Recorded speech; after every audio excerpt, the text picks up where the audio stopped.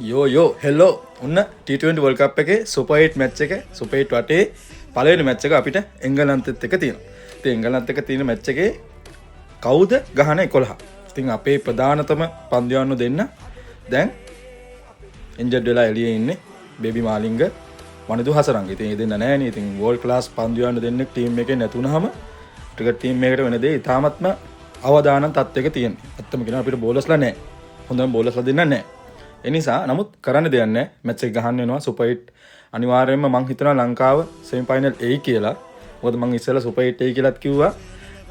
මට මිනිස්සු බැන්නා ලෝන්තයන්ට සපෝට් කරන්න එපා නම් මනම් කියලා. නමුත් මට හිතෙනවා සුපර් 4 එන්න පුළුවන් එයි කියලා 50ක වගේ විශ්වාසයක් තියෙනවා.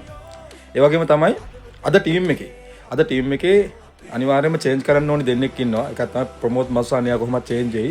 ඒක චමීරට රිප්ලේස් කරයි. මහේස් තීක්ෂණ අනිවාර්යයෙන්ම චේන්ජ් වෙන්න ඕනි කියලා මගේ දැන් ඉතින් මිනිස්සුන්ගේ හැම කෙනෙක්ගේම මතයනේ ඒකනේ. ඉතින් මම හිතන්නේ මහේස් තීක්ෂණ වෙනස් කරොත් එයාව බෙන්ච් එකේ තිබ්බොත් කවුද එතෙන්ට ගහන්නේ? මම විශ්වාස කරනවා අද ගහන්න ඕනි චරිත් අසරංගව කියලා. ඔයාලගේ මතය මොකක්ද? ඔයාලා කමෙන්ට් එකක් දාගෙන යන්න කවුද ගහන්න ඕනි කියලා.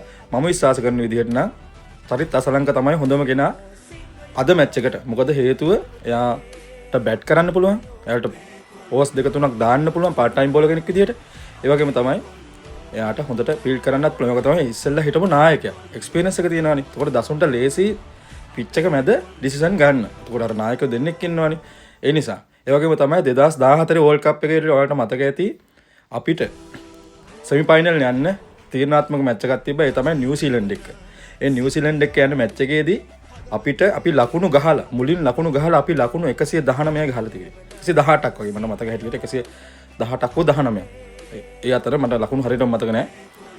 අපි ඇත්තටම අපිට මැච් එක ගිහිල්ලා තිබ්බේ අපි ලංකාව මැච් එක. එතකොට එදා දවසේ අලුත් පන්දුවන්නේ හඳුන්වලා දෙනවා. ඒ කියන්නේ එදා 2014 වර්ල්ඩ් කප් එකේ රංගන හේරත් කියලා. රංගන හේරත් එදා 2014 වර්ල්ඩ් කප් එකේ මට මතක හැටියට ගහන පළවෙනි මැච් එක. හරිද? ඒ මැච් එකේ විකට් 5ක් ගන්නවා ලකුණු 3කට. හරිද? විකට් 5ක් ගන්නවා ලකුණු 3කට. රංගන හේරත් තමයි වීරයා. මං තාම 2014 වර්ල්ඩ් කප් එකේ වීරයා විදිහට දකින්නේ රංගන හේරත්. මොකද ඒ තරම්ම ඕවේ ස්පෙල් එක දානවා ආයෙ කතා නැහැ නිව්සීලන්ඩ් කොර. හරිද? මම හිතනවා ඒ වගේ මේ 2026 මේ වර්ල්ඩ් කප් එකේ 2026 වර්ල්ඩ් කප් එකේ 2026 වර්ල්ඩ් කප් එක ගහපු නැති ක්‍රීඩකෙක් ඔතෙන්ට ආවොත් ආදේශ කරොත් මං හිතනවා අද මැච් එකත් වෙනසක් වෙයි කියලා. මං හිතන්නේ සමහර විට මේවා මිරකල් දේවල්.